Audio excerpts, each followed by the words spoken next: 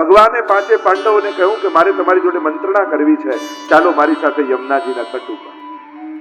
પાંડવો તો પ્રભુની વાત સાંભળી પ્રભુની સાથે નીકળી ગયા, પણ પાંચે પાંડવોના યુવાન પુત્રો હતા, એમણે ભગવાનની આજ્ઞા માની, કહ્યું કે અમે નહીં આવી. અને આજે પાંચે પાંડવોની જગ્યાએ પાંચે પાંડવોના પુત્રો સુઈ ગયા. લુપાતો છુપાતો અશ્વત્થામા ખુલ્લું ખડગ લઈ અને છાવણીમાં પ્રવેશ કરે. અંધારું છે, કોણ સૂતું છે દેખાતું નથી, એને જેવું પાંડવો સૂતા છે. અને સૂતા પાંડવોના પુત્રોના એક એક સિર પકડી કાપી શિરચ્છેદ કરી બાંધી અને દોડ્યો અશ્વત્થામા. રાત્રિનો સમય, અંધકાર છે, ભાગતો ભાગતો ભાગતો જ્યાં દુર્યોધન અંતિમ શ્વાસ ગણી રહ્યો છે ત્યાં આવી ગયો. કેવા લાગ્યો, મિત્ર મેં મારું વચન નિભાવ્યું છે. દુર્યોધન કે બતાવો પાંચે પાંડવોના કપાયેલા મસ્તક. સૂરજનું પહેલું કિરણ નીકળ્યું અને મસ્તક ફેંક્યા, અને જોતાની સાથે દુર્યોધન ચોધાર આંસુએ રડવા લાગ્યો, પ્રલાપ કરવા લાગ્યો. અરે અશ્વત્થામા, તે આ શું કર્યું? આ પાંડવો નથી, આ તો પાંડવોના યુવાન પુત્રો છે. તે તો અમારી પાછળ કોઈ તર્પણ કરનારું ઘરમાં ન રહેવા દીધું, તે તો અમારું શ્રાદ્ધ કરનારું કોઈ રહેવા ન દીધું. અને પ્રલાપ કરતા કરતા દુર્યોધને પ્રાણોના ત્યાગ કરી દીધો. અને અહીંયા સવાર પડી. પોતાના વાલ સોયા બાળકોને જગાવવા માટે દ્રૌપદી એ પાંડવ બાળકોની છાવણીમાં પ્રવેશ કરે છે. વિચાર કરો, એક મા માટે આ દ્રશ્ય જોવું કેવું કઠિન છે. માં બધું જ જોઈ શકે, પણ વિશ્વની કોઈ પણ માં આ દ્રશ્ય ન જોઈ શકે. પોતે દરવાજે ઊભી હોય અને ચાર ખભે ચડીને દીકરો ઘરની બહાર જતો હોય, એ દ્રશ્ય જોવું બહુ કઠિન છે. કપાયેલા ધડ દેખાયા, લોહીથી લથપથ પથારીમાં પડેલા ધડ. કોઈ લૌકિકને યાદ ન કરતા અવાજ કર્યો, હે કૃષ્ણ. કૃષ્ણના નામનો પુકાર કર્યો. કેમ? દુઃખમાં કેમ બોલાવ્યા?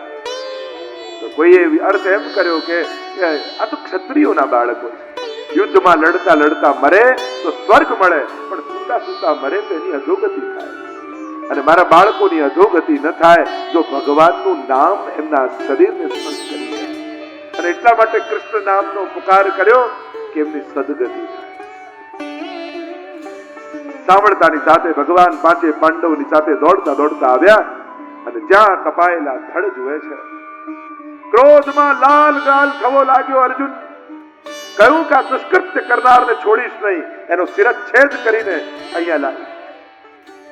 ભગવાન રથની લગામ પકડી છે, પાછળ બેઠો અર્જુન, આગળ આગળ અશ્વત્થામા ભાગે છે અને પાછળ પાછળ પ્રભુનો રથ આવે.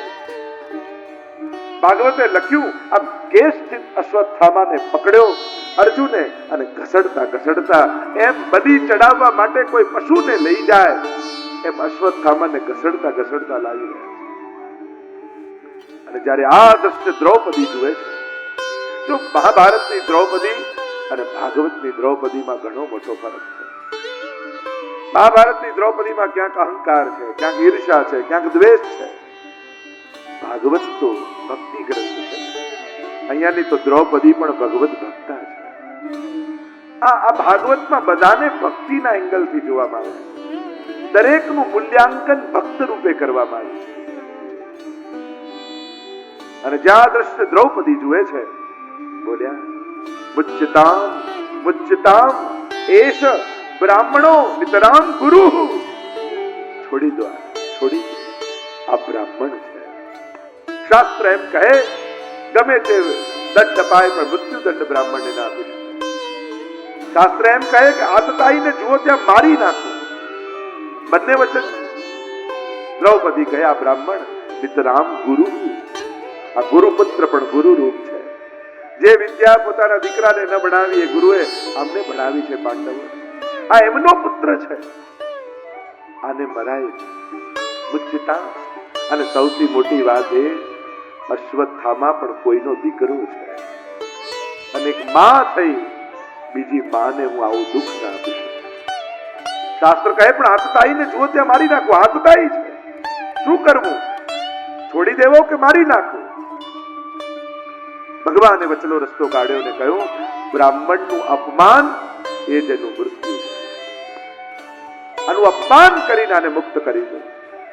અને મણી કાઢી લીધો, અપમાનિત કર્યો અશ્વત્થામાને, મુક્ત કર્યો. અપમાનની અગ્નિમાં બળવા લાગ્યો અશ્વત્થામા. નહીં છોડું પાંડવોને, મારું અપમાન એમણે કર્યું છે, મારા મિત્રને માર્યો છે. બ્રહ્માસ્ત્રનું આહવાન કર્યું અને આહવાન કરીને વિચાર કરે છે અશ્વત્થામા કોની તરફ છોડું? કૃષ્ણ તરફ, યુધિષ્ઠિર તરફ, અર્જુન તરફ, કોને મારું? આ તો અમોઘ બાણ છે. બ્રહ્માસ્ત્ર પાછું ન વળી શકે, ચૂકી ન શકે, જ્યાં તાક્યું હોય ત્યાં વાગે. અને વિચાર કરતા કરતા અશ્વત્થામાને વિચાર આવ્યો કે જેને મહાભારતના યુદ્ધમાં ચક્રવ્યૂહમાં ફસાવી અમે મારી નાખ્યો હતો એ અભિમન્યુ, અર્જુનનો પુત્ર.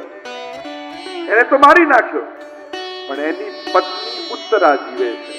અને કેવલ એ જીવે છે એમ નહીં, એના કુખમાં, એના ગર્ભમાં પાંડવોનું છેલ્લું બીજ જીવી રહ્યું છે. એ ગર્ભવતી છે અને એને મારી નાખું ગર્ભને, તો આખો પાંડવ કુળ નિર્વંશ બની જશે. અને આમ વિચાર કરી બ્રહ્માસ્ત્ર લઈને છોડ્યું છે ઉત્તરા તરફ. કરોડો સૂર્યો બાળવા આવતા હોય એમ બળવા લાગી ઉત્તરા. ગભરાઈ. પણ દ્રૌપદીની શિક્ષા છે કે બેટા, જીવનમાં ક્યારે પણ કોઈ પણ સંકટ આવે તો કોઈ સંસારીનો આશ્રય ન કરતી, ભગવાનનું શરણું નહીં. આ બધા જ સંસારીઓને મેં જોયા છે. યુદ્ધ ક્રીડામાં મારા ચીર ખેંચાતા હતા ત્યારે આ કહેવાતા મોટાઓના પગે હુઈ પડી હતી. ત્યારે બેટા કોઈ ઊભું નતું થયું. ત્યારે મારો દ્વારિકાનો નાથ દ્વારિકાથી દોડતો આવે.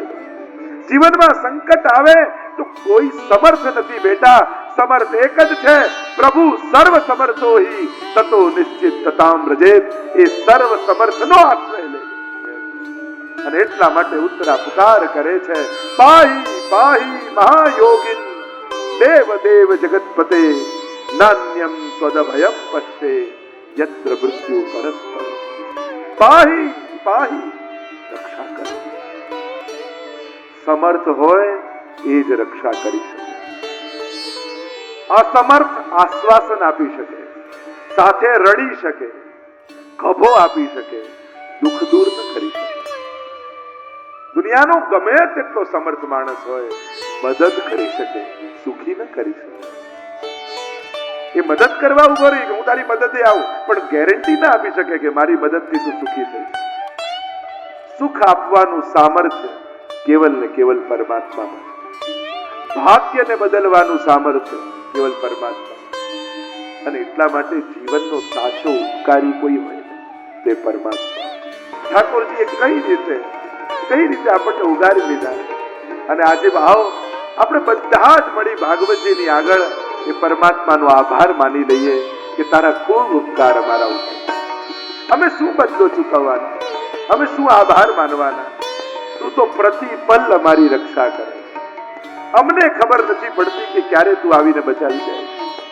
આ તારા ઉપકારના આજે આભાર માનું.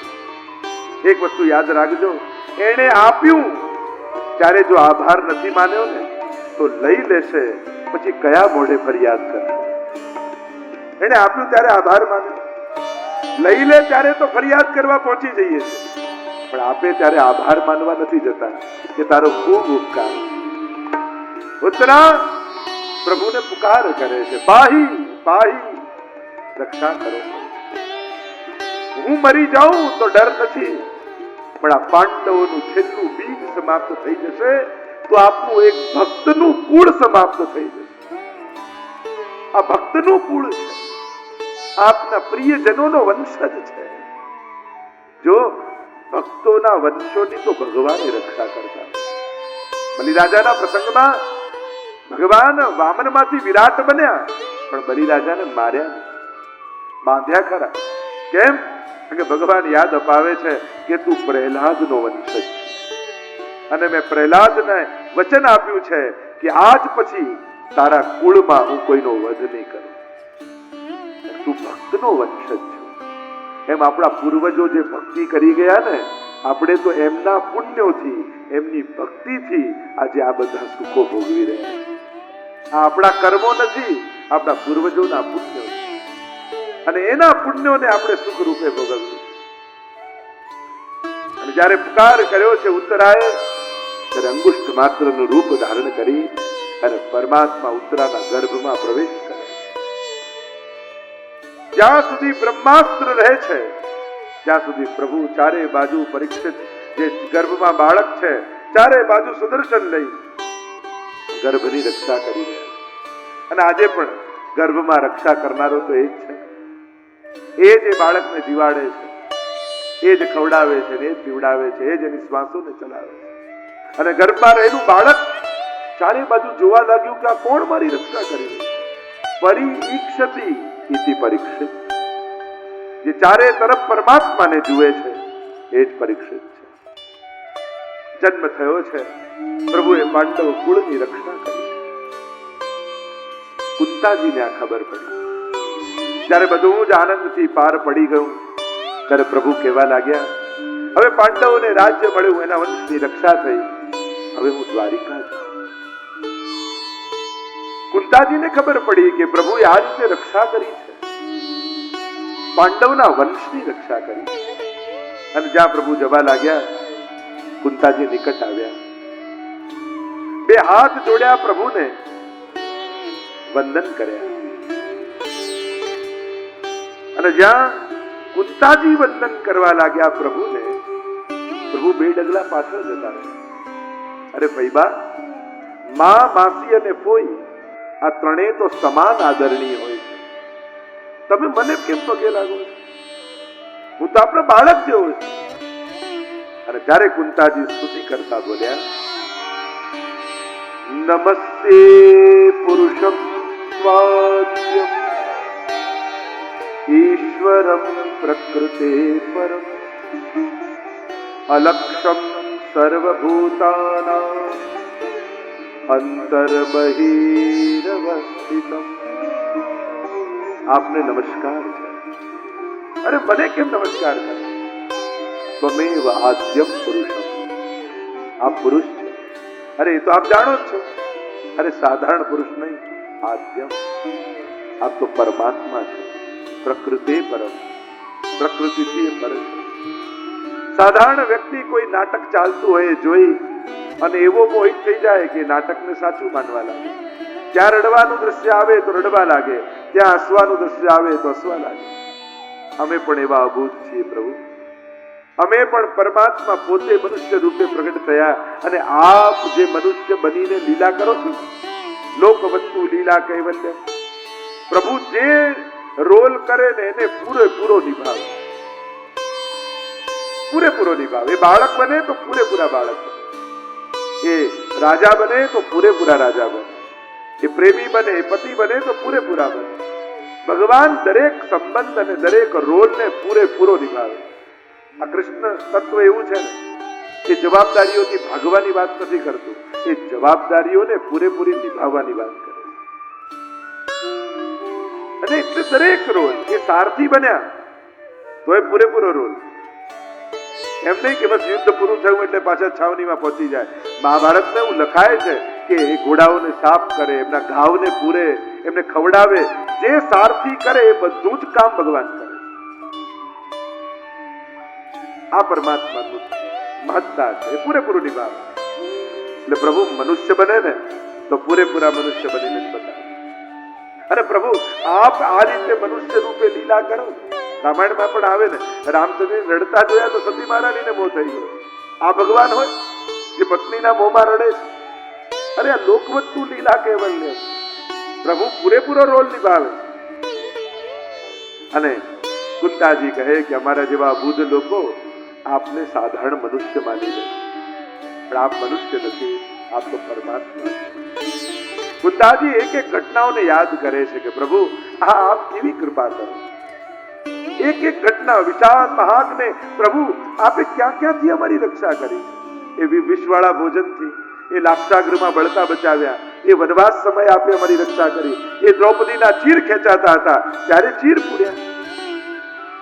પ્રભુ આપની એક વાત મેં જોઈ દુઃખ આવવાનું હોય પછી પણ એના નિવારણની તૈયારી આપ પહેલેથી કરી રાખો.